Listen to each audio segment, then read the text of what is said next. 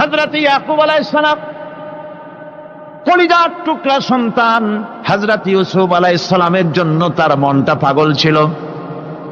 এত সুন্দর করে আল্লাহ তারে বানাইছিলেন, এত তিনি ছিলেন সৌন্দর্যের পিরামিড, যারা দেখলে চোখ ফিরানো যায় না, এমন সুন্দর সুপুরুষ যারা দেখি সেই যুগের সুন্দরী যুবতী মেয়েরা রূপের মোহে পড়ে নিজেদের আঙ্গুলগুলি কেটে ফেলে দিয়েছিল। রূপের মোহে এমন অবশ হয়ে গেছে, আঙ্গুল কেটেছে, হাত কেটেছে, টের পায় নাই। আবার ভুল বুঝবেন না, দুনিয়ার সেরা সুন্দর পুরুষ ইউসুফ আলাইহিস সালাম, তা কিন্তু রাসূলের চাইতে বেশি নয়। হযরত উম্মুল মুমিনিন আয়েশা রাদিয়াল্লাহু তাআলা আনহা তিনি বলেছেন, যেই সব সুন্দরী রমণীরা ইউসুফ আলাইহিস সালামকে দেখে রূপের মোহে পড়ে নিজেদের আঙ্গুলগুলো কেটে ফেলেছিল, ওরা যদি আমার হাবিবকে দেখতো, ওরা যদি আল্লাহ রাসূলকে দেখতো, তাহলে হাত কাটতে কাটতে কোন ফাঁকে দে কলিজা কেটে ফেলে দিত, ওরা টের পেত না। আবার বন্ধুগণ, হযরত আইয়ুব আলাইহিস সালাম সন্তানের মায়া, অন্যান্য ভাইরা হিংসায় পড়ে গেল, তারা নিয়ে তাকে কুয়ায় ফেলে দিল। সেখান থেকে তারা একটা ছাগল বা কোনো পশু জবাহ করে তার রক্ত মাখাইয়া জামায়ানে হাজির করে দিল। হযরত ইয়াকুব আলাইহিস সালামের সামনে যে তারে নিয়ে খেলা করতে গিয়েছিলাম, আমরা খেলায় লিপ্ত ছিলাম, বাগে খাইয়া ফেলাইছে। এগুলি কি গপ্প? এগুলি কি কোরআন? আল্লাহ পাক শোনাচ্ছেন, বিশ্ববাসীকে শোনাইছেন। সূরা ইউসুফের চাইতে এত সুন্দর উপাখ্যান গোটা পৃথিবীতে আর নাই। সুবহানাল্লাহ। অনেকে ইউসুফ জুলাইখার কেসা খুব মজা করে পড়ে, ফুর্তি করে, প্রেমের গল্প পড়ে। এটা কোনো প্রেমের গল্প নয়।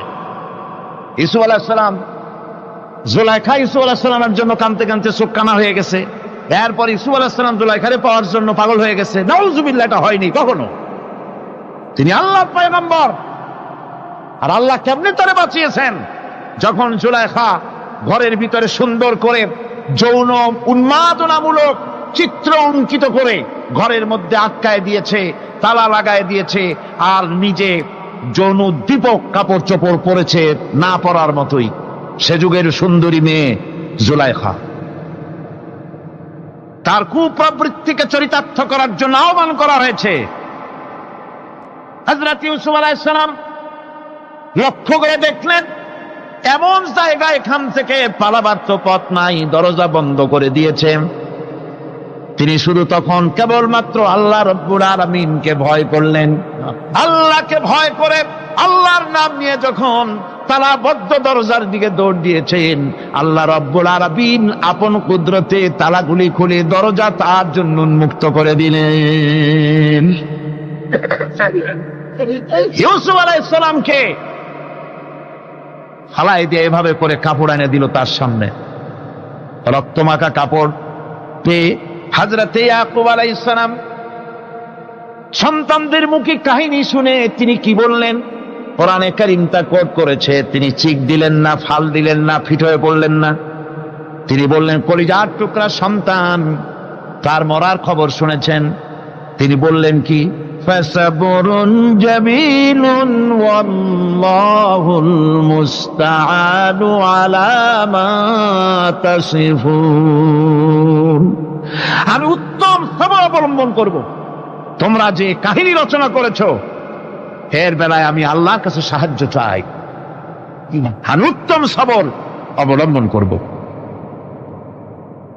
আমার ভাইয়েরা, 11 ভাই মনে করেছিল ইউসুফ আলাইহিস সালামকে মরণ কুয়ায় ফালাই দিছি। তারা তো ঠিক পায় নাই এটা মরণ কুয়া না, এটা হচ্ছে একটা সুড়ঙ্গ, যাকে ইংরেজিতে বলে টানেল। এটা এমন একটা সুড়ঙ্গ, ওরা মনে করেছে মরণ কুয়া, কিন্তু আল্লাহ রাব্বুল আলামিন এই কুয়াতে এমন বানালেন, ওরা একদিকে ফালাই দিল মরণ কুয়ায়, এ কুয়ার আর এক মুখ দিয়া আল্লাহ রাব্বুল আলামিন ইউসুফ আলাইহিস সালামকে নিয়ে মিশরের সিংহাসনে বসায়া দিলেন। এটা মরণ কুয়া নয়, এটা রাজ সিংহাসনে বসার সুড়ঙ্গ পথ। ইউসুফ আলাইহিস সালাম আজ প্রেসিডেন্ট, সুবহানাল্লাহ, প্রেসিডেন্ট হয়ে বসে আছেন। ওদিকে কেনানে অভাব লেগে গেছে, সেখানকার মানুষেরা সাহায্য নিতে এসেছে, ওই 11 ভাইও আসছে। হযরত ইউসুফ আলাইহিস সালাম দেখেই চিনে ফেলেছে, ওরা কিন্তু তখনও ঠিক পায় নাই। হযরত ইউসুফ আলাইহিস সালাম চিনে ফেলেছেন, এখন কি করা উচিত? সবগুলাকে ঠ্যাং উপরের দিকে উঠাইয়া তারপরে সমানে ধোলাই দেওয়াইতেও স্বাভাবিক ছিল, আমাদের মতো মানুষ হইলে, ঠিক কিনা? ঠিক তো বলবেনি, অভ্যাস তো এটাই। হযরত ইউসুফ আলাইহিস সালাম তাদের সামনে পরিচয় দিলেন। তারা যখন বুঝতে পারল, লজ্জায় তাদের মাথা হেট হয়ে গেল। হযরত তার এক তো লজ্জা, আর 2 নম্বরের ভয়, জান নিয়া কেনানে কেউ ফিরে যাইতে পারবো না। এখন অবস্থা হয়েছে যে জীবনই যায় নাকি এখানে। হযরত ইউসুফ আলাইহিস সালাম ভাইদের এই করুণ দুরবস্থা বুঝতে পারলেন, বুঝে চরম ধৈর্য ধরে তিনি কি বললেন? তিনি বললেন, লা তাসরিবা আলাইকুমুল ইয়াউম। ও ভাইরা, তোমাদের বিরুদ্ধে আমার কোনো পাপ নাই, দুঃখ নাই, বিদ্বেষ নাই, হিংসা নাই, আল্লাহর রাস্তায় মাফ করে দিলাম। আল্লাহু আকবার, সুবহানাল্লাহ। এর নাম পয়গম্বর। এর নাম কি? পয়গম্বর। কিসের লেনিন, কিসের মার্কস? জওয়ানেরা, ভুল পথে মানুষ চলেছিল, আলহামদুলিল্লাহ আল্লাহ এগুলারে ডাস্টবিনে ফালাই দিছে। কারণ আলহামদুলিল্লাহ, আলহামদুলিল্লাহ। পয়গম্বর কারে বলে? কারে বলে পয়গম্বর? কি চরিত্র! রাসূল করিম সাল্লাল্লাহু আলাইহি ওয়াসাল্লাম, তাকে একজন সাহাবী বলছিলেন, হুজুর বলছেন এই কামটা করলা না কেন? সাহাবী বললেন, হুজুর আপনি যদি চোখের ইশারায় বলতেন, মুখ দিয়ে না কইয়া, তাও তো আমি কামটা করে ফেলতাম, আমি তো বুঝি নাই। হুজুর বললেন, চোখের ঠারে ঠারে কাজ করা নবুয়তের শান নয়। আল ওয়াদুহু ওয়াস সারাহা, নবীরা যা করেন তা ডাইরেক্ট, কোনো বক্রতা নাই, স্পষ্ট কথা। আমার ভাইরা, হযরত ইউসুফ আলাইহিস সালাম বিনিয়ামিনকে কাছে নিয়ে পরিচয় দিলেন তার ভাইদের সামনে। কোরআনে কারীম বলছে, ক্বালা আনা ইউসুফ ওয়া হাদা আখি قد من الله علينا إنه من يتقي ويصبر فإن الله لا يضيع أجر المحسنين। আমি ইউসুফ, আর এই হচ্ছে আমার ভাই। আল্লাহ আমাদের উপর ইহসান করেছেন। প্রকৃতপক্ষে যারা আল্লাহকে ভয় করে এবং সবর এখতিয়ার করে, আল্লাহ এভাবে তাদেরকে, তাদের আমলকে নিষ্ফল হতে দেন না। আমার এই জামাটা নিয়ে যাও। হযরত ইয়াকুব আলাইহিস সালাম, কলিজার টুকরা সন্তান ইউসুফ আলাইহিস সালামের বিরহ যন্ত্রণায় ছেলেকে কতদিন দেখে না, কাঁদতে কাঁদতে চোখ দুটো অন্ধ হয়ে গেছে। মিশর থেকে কেনানের দিকে জামা রওনা হয়েছে। কোথায় মিশর, কোথায় কেনান? জামা যখন রওনা হয়ে গেছে, হযরত ইয়াকুব বলতেছেন, আমি যেন আমার ইউসুফের গন্ধ নাকে পেতেছি। জামা চলে এলো, চোখের উপরে রাখলেন, আল্লাহ রাব্বুল আলামিন তাকে চক্ষুষ্মান বানায়া দিলেন। ভাইরা আমার, পয়গম্বরেরা সবর করে গোটা দুনিয়ার মানুষের সামনে দৃষ্টান্ত সেট করেছেন সবর কারে কন। আমার ভাইরা, হযরত ইব্রাহিম আলাইহিস সালামের কথা আল্লাহ পাক কোরআনে কারিমে বলছেন সবর কারে কয়। দেখো, শেখো সবর কারে কয়। আল্লাহ পাক বললেন, ইব্রাহিম, তোমার বিবি আর তোমার নবজাতক এই সন্তানকে রেখে আসো মক্কা নগরীতে। তিনি চলে গেলেন, সেখানে ঘর নাই, বাড়ি নাই, কিচ্ছু নাই, চতুর্দিকে ধুধু বালু আর মরুভূমি। হযরতে হাজরা বলছেন, ইব্রাহিম, সামান্য পানি আর খাবার দিয়া আমার সন্তান শুদ্ধ এখানে রেখে দিতেছো, আমি কি অপরাধ করেছি? কোনো জবাব নাই। 2 বার 3 বার বলার পরে হাজরা বলছেন, ইব্রাহিম গো, তবে কি আমার আল্লাহর হুকুম মতো আমারে রেখে যাচ্ছ নাকি? হযরত ইব্রাহিম আকাশের দিকে আঙ্গুল উঁচু করলেন। কথা বলবেন, বাক শক্তি বেরোচ্ছে না। 80 বছর বয়সের সময় একটা বাচ্চা আল্লাহ তারে দিছেন। আর এমন বাচ্চা, পয়গম্বরের ছেলে, কি সুন্দর চেহারা, মরুভূমির উপরে ফালাই দিয়ে রওনা হয়ে যাচ্ছেন, মুখ দিয়া কথা সরছে না, আকাশের দিকে দেখালেন। হযরত হাজরা বুঝতে পারলেন। হযরত হাজরা বলেন, ইব্রাহিম, কোনো চিন্তা নাই, নিশ্চিন্ত মনে বাড়ি ফিরে যাও। আমি আমার আল্লাহর উপরে এতটা ভরসা করি, আল্লাহর হুকুমে যদি আমার এখানে রেখে যেয়ে থাকো, ওই আল্লাহ পাক আমাকে আর আমার কলিজার টুকরা ইসমাইলকে পানিতে আর খাবারে মারবেন না, অবশ্যই তিনি ব্যবস্থা করবেন। ব্যবস্থা হয়ে গেল। হযরত ইসমাইল বড় হয়ে গেলেন। আল্লাহ পাক অর্ডার করলেন, জবাহ করো ছেলেকে।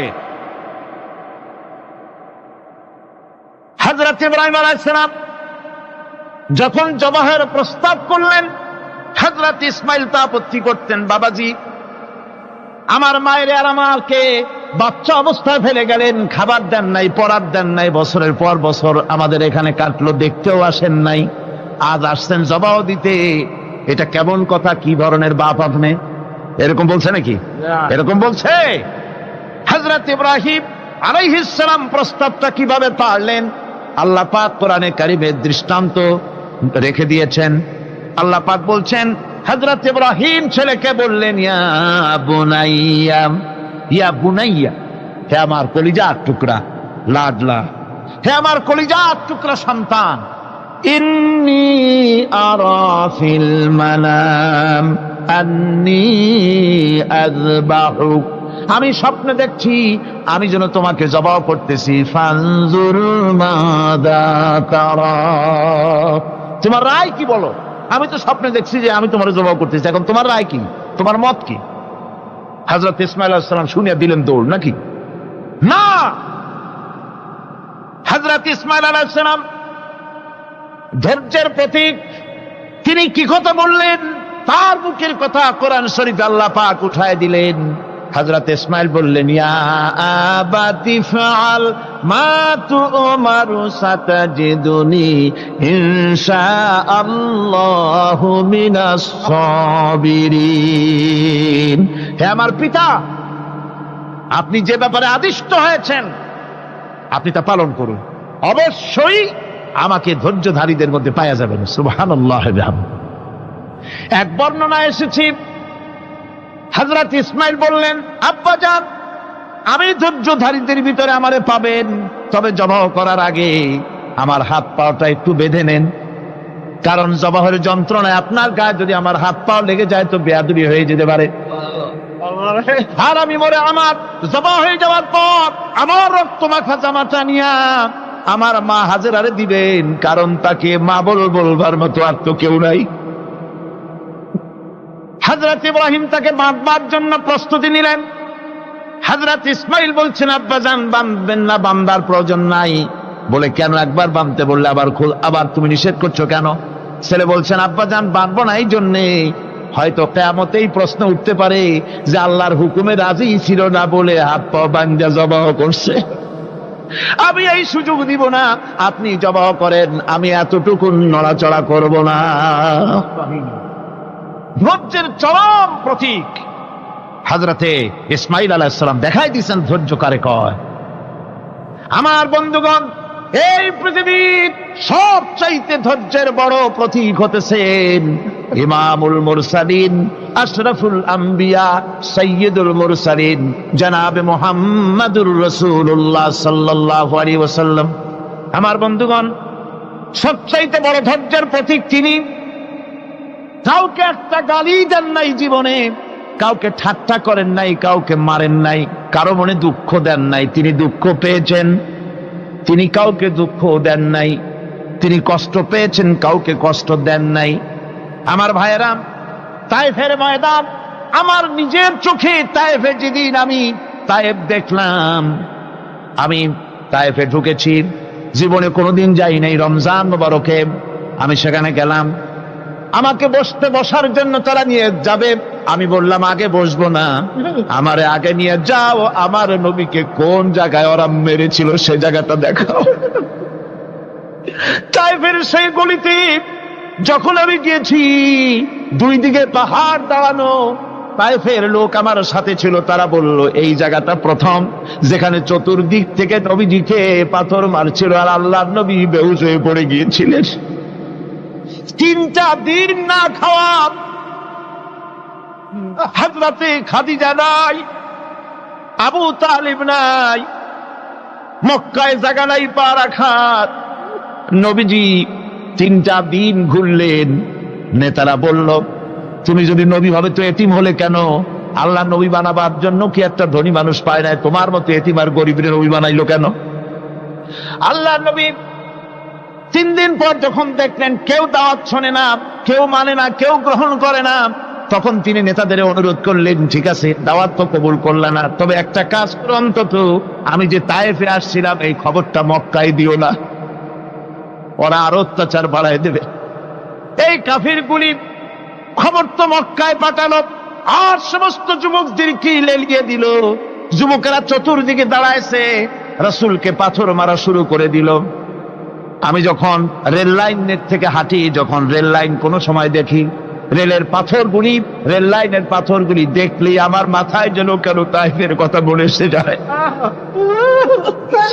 আরে মানুষের গায়ে পাথর মারলে কি অবস্থার সৃষ্টি হয়? পাথর নূরের শরীর, রহমতের শরীর, কিটি কিটি রক্ত ঝরছে। নবীজিকে জোর করে উঠাইয়া জবরদস্তি করে হাঁটার জন্য তারা ধাক্কা মারতেছে। আবার কিছুদিন গিয়ে নবীজি আবার বেহুশ হয়ে পড়েছেন, এইখান থেকে আবার উঠাইছে, আবার ধাক্কা মারতেছে। 3 নম্বরের আর একটা জায়গা আছে যেখানে ভাঙ্গা একটা মসজিদ। তায়েফের লোকেরা আমাকে বলল এই জায়গাটা হলো শেষ জায়গা যেখানে রাসূল করিম 3য়বারের মতো বেহুশ হয়েছিলেন, এখানেই হুজুরের রক্ত ঝরেছে বেশি। 2 রাকাত নামাজ পড়লাম, সিজদায় পড়ে এমন কান্না কাঁদলাম আল্লাহর কাছে। নবীজি যখন হুঁশ এসেছে, হযরতে জিবরাইল বলেন ইয়া রাসূলুল্লাহ, আপনার এই কষ্ট দেখে ফেরেশতারা কাঁদতেছে, আপনি অনুমতি দিয়ে দেন এই 2 পাহাড়কে মিলাইয়া সমস্ত তায়েফবাসী কাফেরগুলি মাটির সাথে মিশাইয়া দেই। নবীজি বললেন জিবরাইল, আমি যদি হুকুম করি আর আমার হুকুম মতো যদি এই কাম করো, একটা কাফেরও যদি না বাঁচে তাহলে কার মুখে পৌঁছাবো লা ইলাহা ইল্লাল্লাহু মুহাম্মাদুর রাসূলুল্লাহ। আমার ভাইরা, হুজুর সাল্লাল্লাহু আলাইহি ওয়াসাল্লাম উঠে বসলেন। এমন সময় হযরতে যায়েদ শরীরের রক্তগুলি মুছে দিতেছেন। হুজুর সাল্লাল্লাহু আলাইহি ওয়াসাল্লাম বসে 2খানা হাত উত্তোলন করলেন। নবীজির চোখ থেকে পানি গড়ায় পড়তেছে। আরে কেউ নাই, আল্লাহ ছাড়া কেউ নাই সাহায্য করার। নবীজি হাত তুলে মোনাজাত করতেছেন, চোখ দিয়া পানি পড়ে দাড়ি ভিজে পড়তেছে, গায়ে দিয়া রক্ত ঝরতেছে। নবীজি কি দোয়াটা করলেন? বদদোয়া করলেন না, গজব দিতে বললেন না। নবীজি দোয়া করলেন রব্বুল আলামিন, এই তায়েফের লোকেরা আজকে আমার সাথে যে ব্যবহারটা করেছে, ওরা বোঝে নাই যে আমি তোমার নবী, ওরা বোঝে নাই যে আমি তোমার রাসূল, না বুঝে আমার উপরে যে অত্যাচারটা করলো, আল্লাহ তুমি এই জন্য রাগ করে এই তায়েফে তুমি গজব দিও না। আল্লাহ পাক পরবর্তী সময় হুজুরকে স্মরণ করাই দিলেন, ওয়ামা আরসালনাকা ইল্লা রাহমাতাল লিল আলামিন। ও নবী, আপনি হচ্ছেন আমার সমস্ত সৃষ্টি জগতের জন্য, আপনি আমার রহমত, আমার গোটা বিশ্বের জন্য আপনার, আমার সৃষ্টি জগতের জন্য আপনি আমার করুণা। একটা লোক রাসূলের এই কষ্ট দেখে বাগান থেকে 1 গ্লাস আঙ্গুরের শরবত এনে হাজির করেছে। এত কষ্টের পর 3 দিনের না খাওয়া আঙ্গুরের একটা শরবত পাইয়া হুজুর খুব খুশি হলেন। শরবত গ্লাস পান করে হুজুর বলছেন, তোমার নাম না আত্তাস? তিনি বলছেন, হ্যাঁ হুজুর আমার নাম আত্তাস। তোমার বাড়ি না ইউনূস আলাইহিস সালামের গ্রামে? বলে, হ্যাঁ আমার বাড়ি সেই গ্রামে। তা আপনি কি করে জানলেন আমার নাম আত্তাস আর আমার বাড়ি ইউনূস আলাইহিস সালামের গ্রামে? আপনি জানলেন কি করে? হুজুর বললেন, আমি নবী, হযরত ইউনূস নবী, একজন নবীর খবর আর একজন নবীর কাছে থাকে। রাসূল করিম সাল্লাল্লাহু আলাইহি ওয়াসাল্লাম সবর ইখতিয়ার করেছিলেন, ধৈর্য অবলম্বন করেছিলেন। আর আল্লাহ পাক তাকে নির্দেশ করেছেন, সবর করো। ওয়াত্তাবি' মা ইউহা ইলাইকা ওয়াসবির হাত্তা ইয়াহকুমাল্লাহ। তুমি কেবল সেই জিনিসের অনুসরণ করো যা আমি তোমার প্রতি অবতীর্ণ করেছি। আমি আপনার উপরে যেটা অবতীর্ণ করেছি ওটা অনুসরণ করুন, আর সবর ইখতিয়ার করুন যতক্ষণ না আল্লাহর পক্ষ থেকে চূড়ান্ত ফয়সালা না আসে। ধৈর্য ধরুন, ধৈর্য ধরুন। আমার ভাইরা, কাফেরদের নির্যাতনের মোকাবেলায় আল্লাহ পাক তার হাবিবকে সান্ত্বনা দিয়েছেন। যখন কাফেররা নির্যাতন করতেছে, হারে হযরতে বেলাল নির্যাতিত, হযরতে সুমাইয়া নির্যাতিতা, হযরতে খাব্বাব, হযরতে খুবাইব, হযরতে আম্মার রিদওয়ানুল্লাহ তাআলা আলাইহিম আজমাইন, এত মার হতেছে। হযরতে ওমর হযরতে খাব্বাব রাদিয়াল্লাহু তাআলা আনহুকে খোলা গায়ে দেখে বলছিলেন, খাব্বাব রে, তোমার পিঠে এত গর্ত কেন? এত গর্তওয়ালা পিঠ তো আমি মানুষের দেখি নাই, এত চিকুন কোমরওয়ালা মানুষও তো দেখি নাই। তিনি বলেছেন, ওমর তুমি কি ভুলে গেছো? ইসলাম কবুল করার অপরাধী কাফির বেঈমানেরা আগুন জ্বালায়া আংটা আগুনের উপরে আমাকে চিৎ করে শোয়াছে। আমি যেন নড়াচড়া করতে না পারি সেজন্য আমার বুকের উপরে পাথর চাপা দিয়ে রেখেছিল। গায়ের চর্বি আর রক্ত গলে গলে পড়ে আগুন নিবেছে, আর আগুন গোশত পুড়ে যে পিঠের মধ্যে প্রবেশ করেছিল আজও পর্যন্ত পিঠের সেই গর্ত সেরে যায় নাই। এভাবে অত্যাচার হচ্ছিল সাহাবীদের উপর। আল্লাহ রাব্বুল আলামিন তার হাবিবকে সান্ত্বনা দিলেন, ওয়াসবির ওয়ামা সাবরুকা ইল্লা বিল্লাহি ওয়ালা তাহজান আলাইহিম ওয়ালা তাকু ফি যায়কিম মিম্মা ইয়ামকুরুন। হে রাসূল, সবরের সাথে কাজ করতে থাকুন।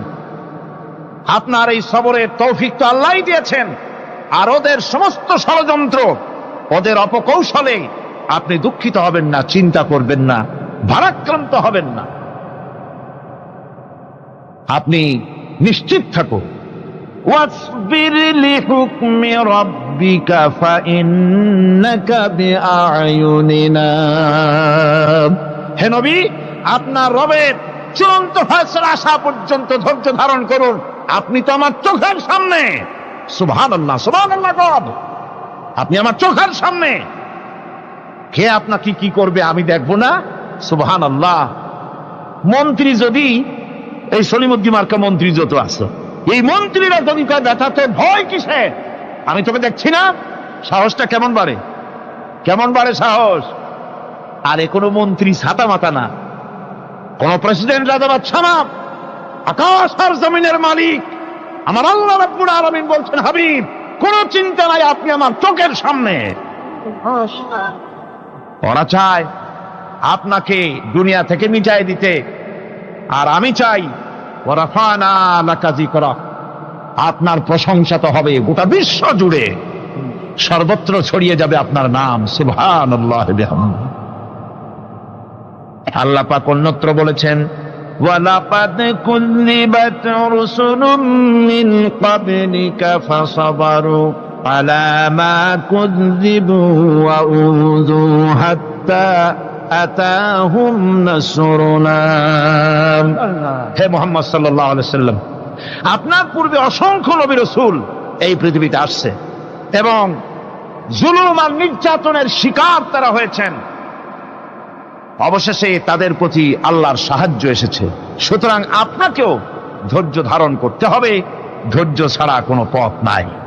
ধৈর্য আপনাকে ধারণ করতেই হবে। আর এই ধৈর্য ধারণ করলে পরে আল্লাহর চূড়ান্ত ফয়সালা আসবে, তখন আল্লাহ পাক মেহেরবানি করবেন।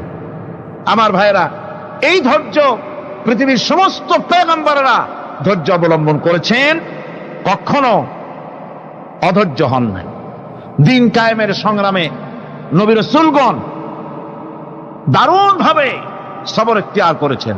বৃদ্ধবাদীদের সকল রকমের নির্যাতন, অপকৌশল, ষড়যন্ত্র, এই সব কিছু মোকাবেলা করেছেন ধৈর্যের নীতি অবলম্বন করি। কখনো ধৈর্যচ্যুতি তাদের মধ্যে ঘটেনি, বরং আল্লাহ রাব্বুল আলামিন তাদের প্রতি সন্তুষ্ট হয়েছেন যারা এই ধৈর্য ধরেছে। তাদের উপরে সন্তুষ্ট হয়ে আল্লাহ রাব্বুল আলামিন বলেছেন, ওয়া কাআইয়্যিম মিন নাবিয়্যিন কাতালা মাআহু রিব্বিয়ুন কাসীর। এর আগে অনেক নবী এসেছিলেন যাদের সাথে বহু আল্লাহওয়ালা লোক লড়াই করেছেন।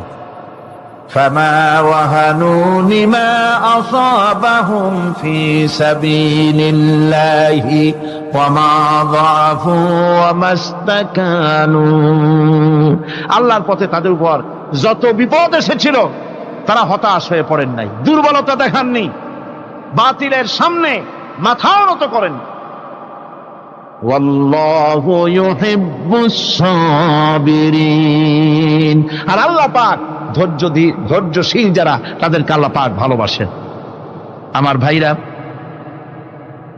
ধৈর্যের পরিচয় রাসূল করিম সাল্লাল্লাহু আলাইহি ওয়াসাল্লাম উহুদের ময়দানে যখন আক্রান্ত হয়ে গেলেন, চতুর্দিকে কাফেররা ঘিরে ধরেছে, বাঁচার কোনো পথ নাই। সাহাবায়ে কেরাম রাসূলকে পাহারা দিলেন। যারা রাসূলকে পাহারা দিতে দাঁড়াইছেন, জীবন দিয়া পাহারা দিতে দাঁড়ায় গেছে, রাসূলের দিকে মুখ দিয়া, পিঠটা বাইরের দিকে দিয়ে রাসূলকে পাহারা দেওয়া শুরু করেছেন। হুজুরকে পাহারা দিতে যারা দাঁড়িয়েছিলেন, কাফের কর্তৃক নিক্ষিপ্ত কি তীরগুলি এসে যখন বিঁধতেছিল, শুধু একজন সাহাবী হযরত তালহার পিঠের ভিতরে রাসূলকে হেফাজতের জন্য 80টা তীর একজনের পিঠের মধ্যে গিয়ে ঢুকেছে। এক অসতর্ক মুহূর্তে নবীজির দান্দান মোবারক শহীদ হয়ে গেল, শিরস্থান ভেঙে গেল, লোহার কড়া প্রবিষ্ট হয়ে গেল কপালের ভিতরে। হুজুর মাথা ঘুরে পড়ে গেলেন। হযরত আবু উবায়দা রাদিয়াল্লাহু তাআলা আনহু হুজুরের মস্তক মোবারককে কোলে করে নিয়ে তারপরে বহু কষ্ট করে মাথা থেকে লোহার কড়া বের করলেন। এবার ওই কড়ার ছিদ্র দিয়ে রক্ত আসতেছে, মুখ দিয়ে রক্ত পড়তেছে, দাড়ি ভিজে যাচ্ছে। বুখারী শরীফে এসেছে, আল্লাহর নবী দুইখানা হাত নিজের চেহারার উপরে মলে আনে, টাটকা রক্ত চোখের সামনে দেখে বলছেন, আহারে, এই কওমের ফালাত কি করে হবে, এই কওমের মুক্তি কি করে হবে, এই কওমের নাজাত কি করে হবে, যে কওম তার নবীর চেহারা রক্ত দিয়ে লাল বানাইয়া দিল। নবীজি বললেন, আল্লাহুম্মা গফিরলি কওমি ফাইন্নাহুম লা ইয়ালামুন। আয় আল্লাহ পাক, আমার এই কওম বুঝতে পারে না, ওদেরকে মাফ করে দাও। খবর ছড়িয়ে গেল নবীজি শহীদ হয়ে গিয়েছেন। খবর ছড়িয়ে গেল চতুর্দিকে, মদিনায় খবর ছড়িয়ে গেল। মানুষ পাগলের মতো দৌড়ানো শুরু করে দিল। এক মেয়ে লোক দৌড়াচ্ছে উহুদের দিকে। কয়েকজন সাহাবীর সঙ্গে দেখা, তারা জিজ্ঞেস করলেন, দৌড়াও কেন মহিলা, যাও কই? কয় উহুদের দিকে যেতেছি। কয় যায় তো কোনো লাভ নাই, যেহেতু তোমার যে স্বামী এসেছিলেন জিহাদের ময়দানে তিনি তো শহীদ হয়ে গেছেন। মহিলা বলতেছে, কে শহীদ হয়েছে শুনতে চাই না, আগে বলো নবীজি কেমন আছে। আবার কিছুক্ষণ পর আর কয়েকজনের সঙ্গে দেখা, তারা বলছে, মেয়ে লোক দৌড়াও কই? যাচ্ছি উহুদের দিকে। তারা বলছেন যে কোনো লাভ নাই, তোমার যে দুইটা কলিজার টুকরা সন্তান উহুদে এসেছিল দুটোই শহীদ হয়ে গেছে। মা বলতেছে, ও সাহাবী, কে শহীদ হয়েছে শুনতে চাই না, তাড়াতাড়ি করে বলো আল্লাহর নবী মুহাম্মদুর রাসূলুল্লাহ সাল্লাল্লাহু আলাইহি ওয়াসাল্লাম কেমন আছেন। দৌড়াতে দৌড়াতে উহুদের মাঠে সাহাবায়ে কেরাম পরিবেষ্টিত। আল্লাহর নবীর কাছে গিয়ে হুজুরের জীবিত চেহারা মোবারকের দিকে তাকায়া মেয়ে লোকটি কাঁদতেছে আর বলতেছে, ইয়া রাসূলুল্লাহ, আমার স্বামী মরা শোক, আমার কলিজার টুকরা দুইটা সন্তান মরা শোক, আমার কলিজা থেকে মুছে গেছে, আপনি বেঁচে আছেন, তামাম মুসলমানদের চাইতে বড় সান্ত্বনার রায়। ভাইরা আমার, রাসূল করিম সাল্লাল্লাহু আলাইহি ওয়াসাল্লাম এভাবে করে ধৈর্যের পরিচয় দিয়েছেন। গালাগালি দেন নাই, রাগ করেন নাই, বদদোয়া করেন নাই। সুবহানাল্লাহ কোন সুবহানাল্লাহ। ভাইরা আমার, এই সবর এমন মহান বৈশিষ্ট্য এর মধ্যে রয়েছে। জিহাদের ময়দানে যদি লোক কম হয় আর যদি তাদের মধ্যে সবর থাকে, বেশি সংখ্যক লোকের উপরে আল্লাহ পাক সবরকারীদেরকে বিজয়ী করে দিবেন। কোরআনে কারীমে রব্বুল আলামিন বলেন, কাম মিন ফিয়াতিন কালিলাতিন গালাবাত ফিআতান কাসীরাতাম বিইذনিল্লাহ আল্লাহু মা'আস সাবিরিন। এমন ঘটনার বহু নজির আছে যে কম সংখ্যক লোকেদের উপরে আল্লাহ পাক, বেশি সংখ্যক লোকেদের উপর আল্লাহ পাক কম সংখ্যক লোকদেরকে জয়ী করে দিয়েছেন। আল্লাহু মা'আস সাবিরিন, আর আল্লাহ আছে ধৈর্যশালীদের সাথে। আল্লাহ আছে কাদের সাথে? দেখেন না বদরের কামটা, বদরের ময়দান, 313 জন মুসলমান, অস্ত্রপাতি নাই, সামান্য সামান্য অস্ত্র, আর কাফেরেরা এসছে হাজারেরও বেশি। আমার বন্ধুগণ, ধৈর্যে কত বড় কাম দিল! ধৈর্য ধারণ করেছেন তারা, আল্লাহর উপরে ভরসা করেছেন। আল্লাহ রাব্বুল আলামিন অস্ত্রের কাজ কি দিয়া করায় দিলেন। একজন সাহাবী এসে বলছেন, হুজুর, জিহাদের ময়দান, ইসলামের প্রথম জিহাদ, আমার কাছে তো অস্ত্র নাই, মেহেরবানি করে একটা অস্ত্র আমারে দেন, আমি লাফায় পড়ি জিহাদের মধ্যে। হুজুর বলেন, অস্ত্র তো আমার কাছে নাই, দিবটা কি? সাহাবী বলছেন, হুজুর, অস্ত্র না থাকে যা পারেন তাই দেন, আপনার হাত দিয়ে যা দিবেন আমি দাঁড়ায় থাকতে পারবো না, জিহাদে আমাকে শরীক হতেই হবে। নবীজি কাছে পেলেন একখানা শুকনা খেজুরের ডালখানা তুলে সাহাবীর হাতে তুলে দিলেন। সাহাবী বলেন, রাসূলের হাতের দেওয়া শুকনা খেজুরের ডালটা নিয়ে আমি যখন কাফেরদের ভিড়ের মধ্যে ঝাঁপায় পড়ে যখন শুকনা খেজুরের ডাল দিয়ে আঘাত দিলাম, তখন ধারালো তরবারে দিয়ে আঘাত করলে যে কাম হয়, শুকনা খেজুরের ডালের আঘাতে কাফের দ্বিখণ্ডিত হয়ে জমিনে পড়ে গেল। ভাইরা আমার, আল্লাহ রাব্বুল আলামিন সবর যারা করে, সংখ্যায় যদি কম হয়, আল্লাহ পাক তাদেরকে বিজয়ী করে দেবেন, এই ওয়াদা আল্লাহ রাব্বুল আলামিন করেছেন। এই সবরের গুণ ছাড়া জান্নাতেও প্রবেশ করা যাবে না। সবর যদি না থাকে বেহেশতে যাওয়া যাবে না। ভালো করে মনে রাখেন, আল্লাহ পাক বলছেন, আম্মা হাসিবতুম আন তাদখুলুল জান্নাতা ওয়া লাম্মা ইয়া'লামিল্লাহুল্লাযীনা জাহাদু মিনকুম ওয়া ইয়া'লামাস সাবিরিন। তোমরা কি মনে করেছো এমনি বেহেশতে চলে যাবা? এটা কি মামু বাড়ির আবদার নাকি? এমনি বেহেশতে চলে যাবা? অথচ আল্লাহ রাব্বুল আলামিন এখনো দেখেন নেননি যে তোমাদের মধ্যে কারা জিহাদ করতে প্রস্তুত, কারা তোমাদের মধ্যে জিহাদ করে জান দেওয়ার জন্য প্রস্তুত, আর কারা ধৈর্যধারী, এটা তো আল্লাহ এখনো দেখে নেন নাই। সুতরাং হক এবং বাতিলের সংগ্রামে লিপ্ত হতে হবে।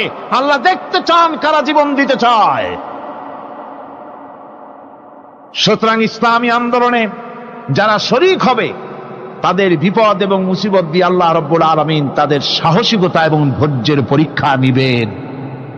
কোরআনে কারীম বলছেন, ওয়ালানাবলুয়ান্নাকুম হাত্তা না'লামাল মুজাহিদিনা মিনকুম ওয়াস-সাবিরিনা ওয়া নাবলুয়া আখবারাকুম। অবশ্যই আমি তোমাদেরকে পরীক্ষার সম্মুখীন করব, আর তোমাদের মধ্যে সত্যিকার মুজাহিদ, দৃঢ়তা অবলম্বনকারী কারা, আমি তা দেখব। এটা যেন আমি দেখে নিতে পারি, সেই জন্য আমি বিপদ এবং মুসিবতের মধ্যে তোমাদের ফেলবো। ধৈর্যধারীদের উপরে আমার রহমত অবশ্যই থাকবে। খবর এমন এক সম্পদ যা ধারণ করলে পরে আল্লাহ রাব্বুল আলামিন রাষ্ট্রীয় ক্ষমতা দান করে দেন। কোন সুবহানাল্লাহ, জোরে কোন সুবহানাল্লাহ। ধৈর্য ধারণ করলে আল্লাহ রাষ্ট্রের মতো বিরাট নিয়ামত আল্লাহ হাতে তুলে দিবেন। তার প্রমাণ কোরআন শরীফ আল্লাহ বলছেন, বনি ইসরাইলরা মিশর থেকে যখন বহিষ্কার হয়ে গেল, তাদের যখন পা রাখার কোনো জায়গা থাকলো না, বনি ইসরাইলরা মিশর থেকে যখন বহিষ্কার হয়ে গেল, এরপরে আল্লাহ পাক তারা যখন ধৈর্য অবলম্বন করলো, আল্লাহ পাক তাদের ব্যাপারে বলছেন, ওয়া আওরাসনাল কওমাল্লাযীনা কানু ইউস্তাদআফুনা মাশারিকাল আরদি ওয়া মাগারিবা আল্লাতী বারাকনা ফিহা। আর তাদের স্থলে আমি নির্যাতিত লোকদেরকে প্রতিষ্ঠিত করলাম। পশ্চিম এবং উত্তরের তাদেরকে আমি পশ্চিম এবং পূর্বের উত্তরাধিকারী তাদেরকে বানায় দিলাম। বিরাট এলাকা তাদের হাতে আমি তুলে দিলাম। ওয়া তাম্মাত কালিমাতু রাব্বিকাল হুসনা আলা বানি ইসরাঈলা বিমা সাবারু। আর এভাবে করে আল্লাহ পাক তার কথাকে পূর্ণ করলেন বনি ইসরায়েলদের উপরে সবর ইখতিয়ার করার জন্য, ধৈর্য ধরার কারণে আল্লাহ পাক রাষ্ট্রের মালিক তাদের বানাই দিলেন। যেরকম সুবহানাল্লাহ। সবর যদি করা হয় তো যুদ্ধ যদি বাদে, যদি জাহাজ শুরু হয়ে যায়, আল্লাহ পাক বলেছেন ফেরেশতা দিয়ে সাহায্য করবে। যদি সবর থাকে তোমাদের, সবর থাকলে আল্লাহ কি দিয়ে সাহায্য করবেন? ফেরেশতা।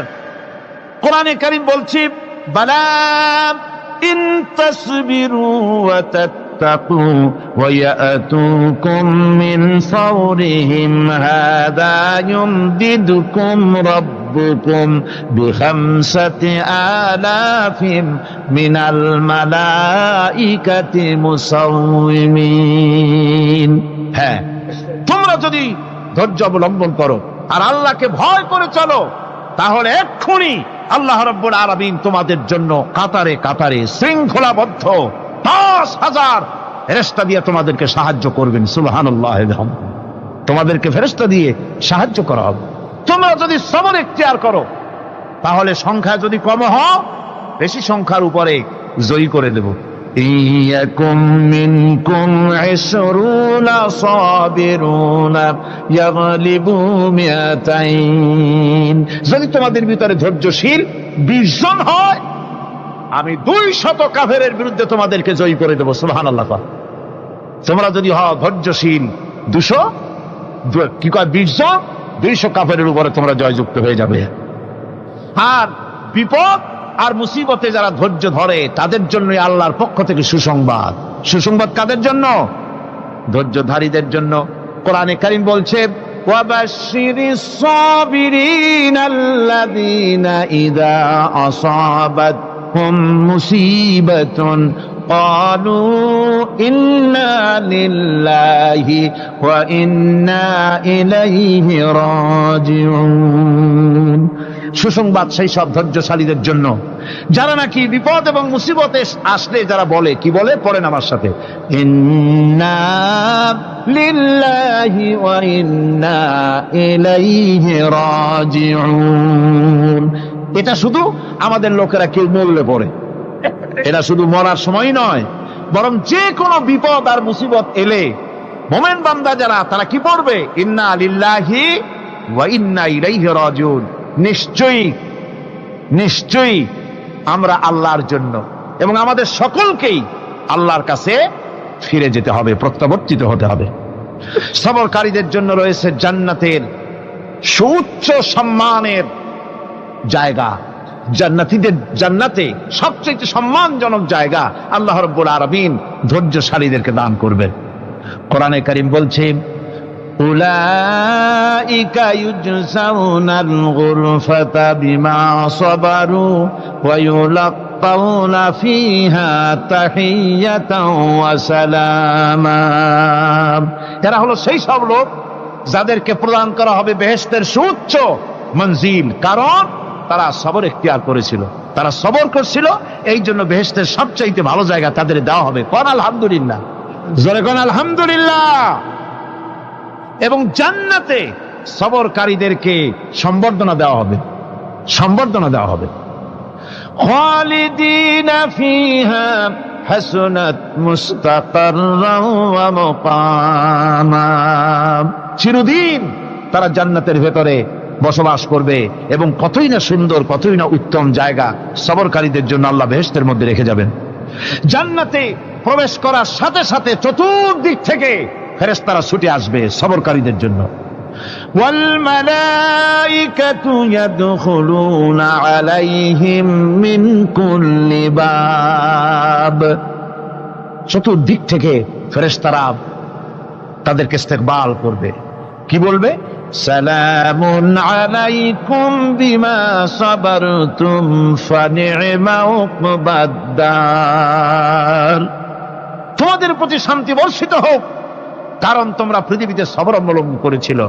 কতই না উত্তম জায়গা, কতই না সুন্দর জায়গা আল্লাহ রাব্বুল আলামিন সবরের বিনিময় তোমাদেরকে দান করেছেন। সুতরাং এই সবর হচ্ছে মুসলমানদের জন্য সবচেয়ে বড় নিয়ামত। আজ আমার তো মনে হয় পৃথিবীতে মুসলমানরাই সবচেয়ে বেসবর।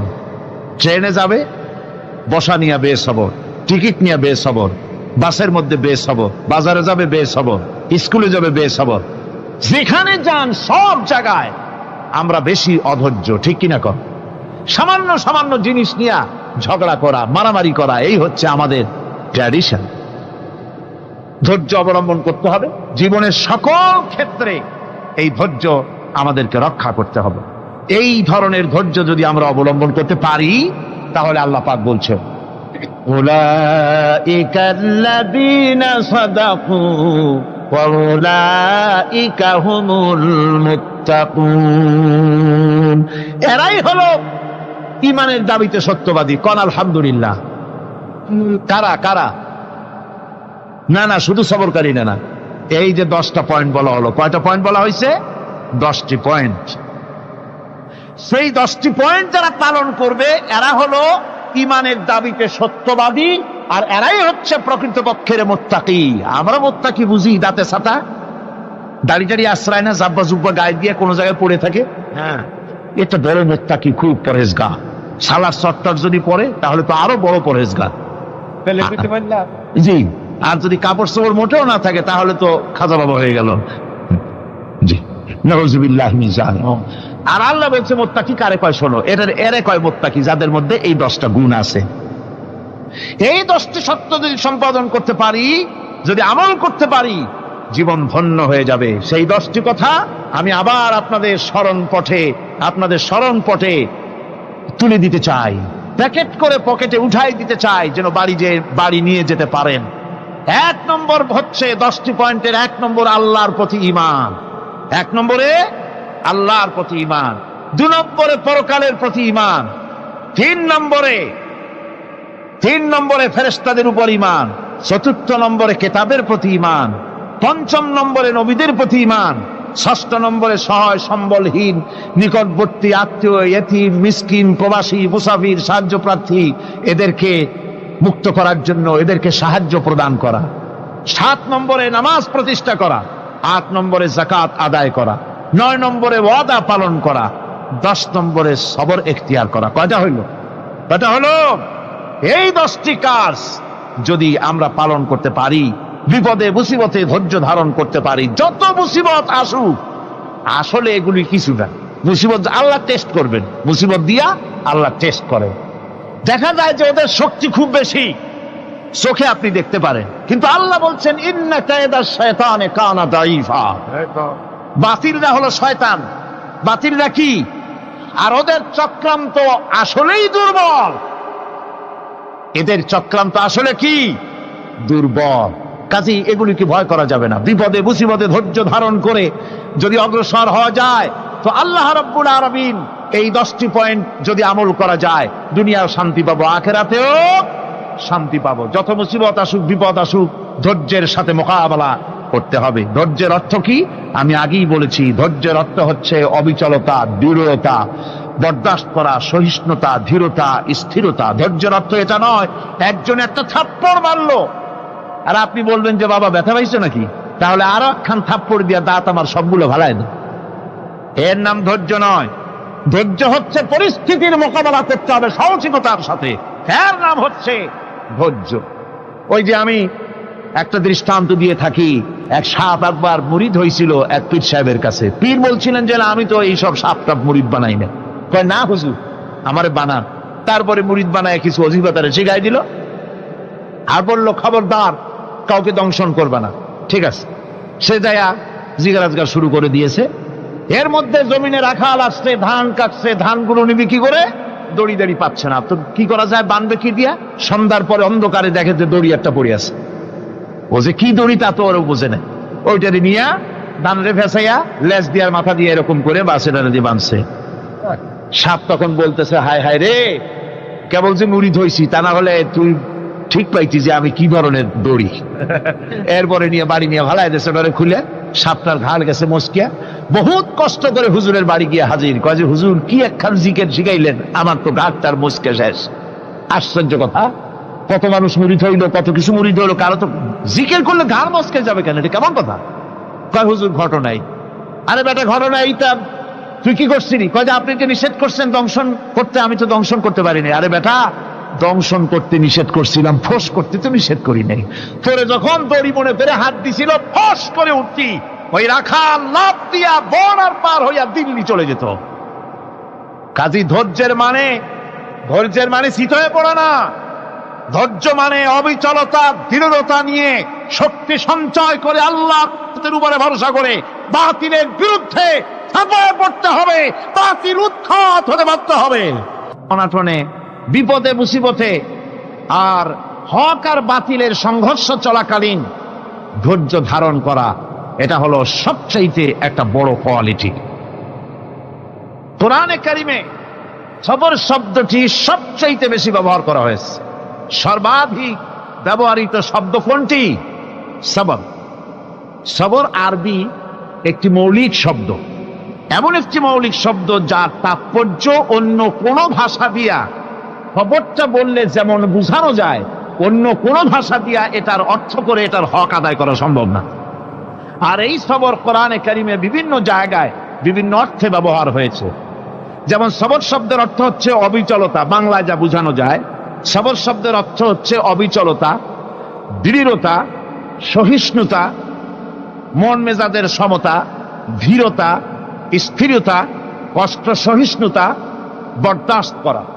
এগুলি এই সবরের এই অর্থগুলি কোরআনে কারিমের বিভিন্ন জায়গায় বিভিন্ন রকম এটাকে ব্যবহার করা হয়েছে। সবর একটি মৌলিক মানবীয় গুণ।